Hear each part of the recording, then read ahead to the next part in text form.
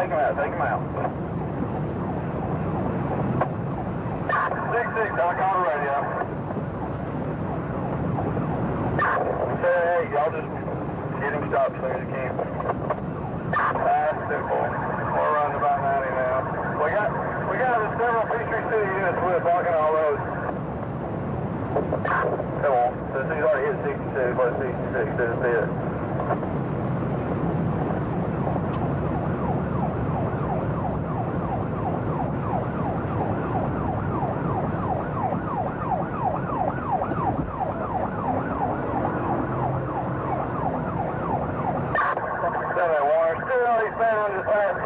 Boulevard, 66 units full, like 4C. I'm wondering, this 250, that's going to be a bar 1050 bag. William, get them to start an ambulance, 1018.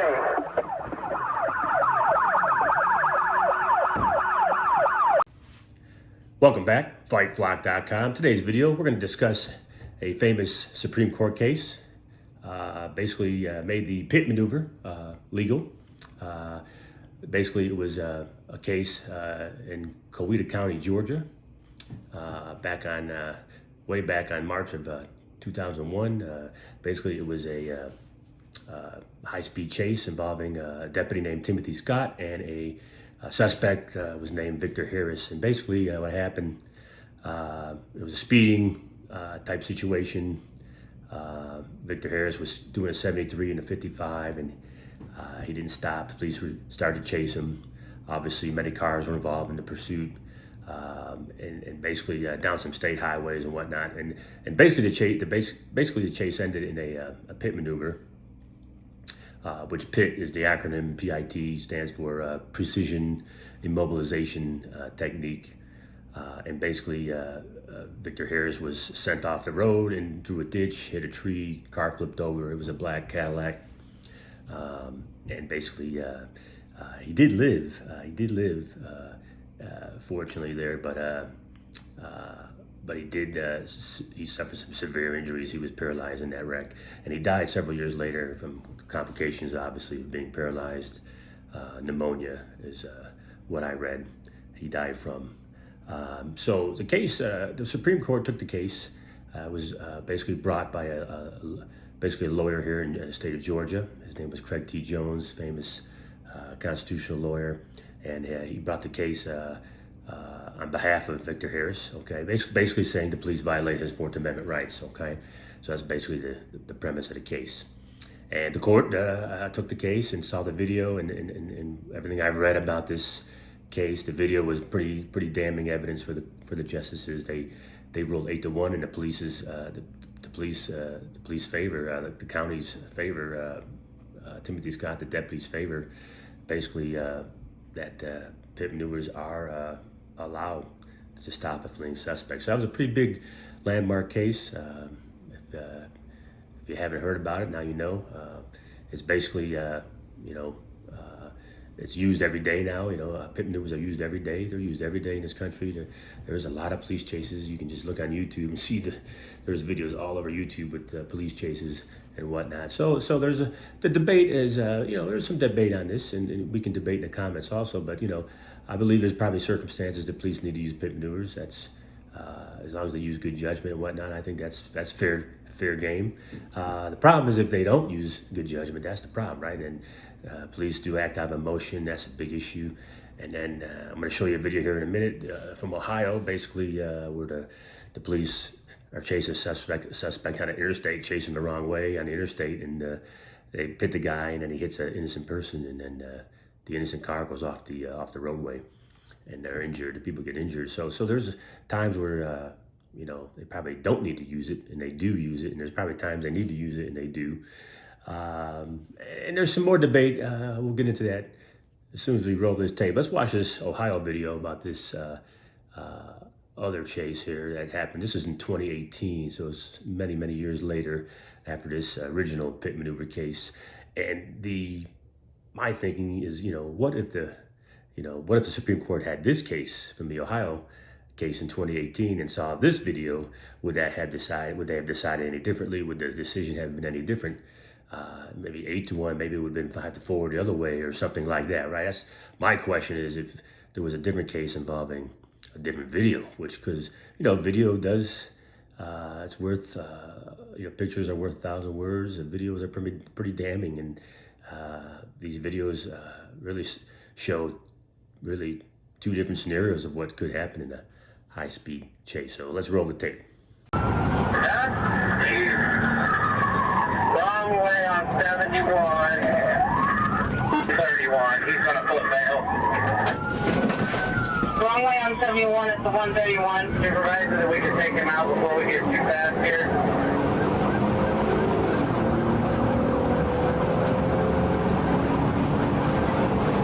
Wait. The first exit door. The first red door. Overpass.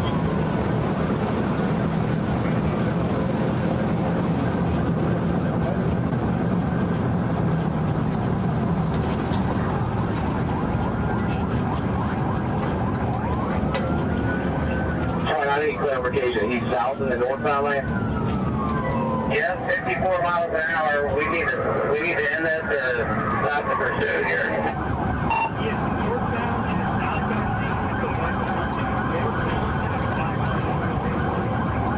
Yeah, we need to end this. I need another car over here. We're going to do a crossover here.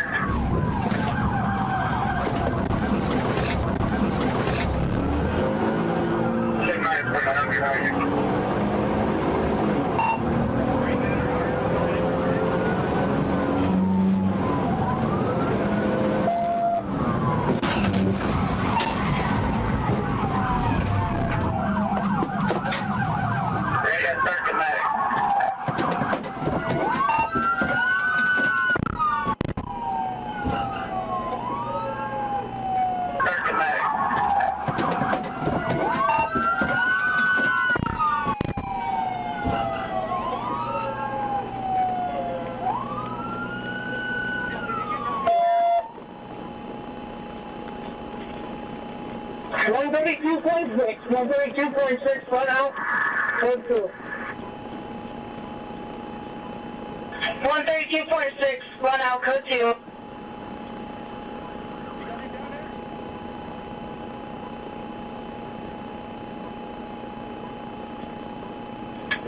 Okay, so in the Ohio video, you can see there, basically the suspect was getting chased on an interstate. He started going the wrong way. Basically on the wrong side of the interstate, getting chased by the police. The police continued to chase him, and then eventually they pitted him, and it looked like a Chevy Malibu the suspect was driving there. That Malibu, that thing went spinning across the interstate, hit an innocent family there, and sent the innocent folks into the ditch there, and they were injured, and you can see that in the video. So this is the debate that I see is, in this case, the Ohio case, I think the police should have pulled back and not performed the pit maneuver out of regard for safety. And, in the Supreme Court case back, Scott versus Harris, what if, it was the Ohio case instead, and the justices seen that video from Ohio and seen the innocent people get injured and whatnot, and basically the police going the wrong way on the interstate chasing the suspects. Maybe that would have been a different decision overall. Instead of 8-1, maybe it would have been 5-4 the other way. So, there's no telling what would have happened there if that Ohio case was the Supreme Court case instead of the Georgia case, right? So there's a lot of obviously speculation there, but I believe in the Ohio case there, that was a situation where the police should have pulled back and they just did some police work and should have apprehended the suspect later, because this is too dangerous to pit somebody going the wrong way in a heavy traffic, dude. That was heavy traffic, and the police got to realize you're going to hit that car. You don't know which way it's going to spin, how far it's going to spin. So many factors involved, and in this case, that Malibu went all the way across basically the entire interstate there, and ended up hitting again another innocent family there. But so yeah, the debate is it's worthwhile. We can debate in the comments about this. I just think police have to use extreme caution they are, sometimes they get emotional. I get that, right? They're in a chase, they get their blood flowing, they're all pumped up, and but sometimes they do make some bad decisions, and they got to be careful. They're supposed to be professionals, right? If they could just remember that, they'd just be professionals about it. That's the main thing, okay? Not just let your ego take over. And that's what usually happens when, like this Ohio case, where there's obviously probably a bad decision made there by that deputy, that police officer. We can debate this in the comments, but my thinking is,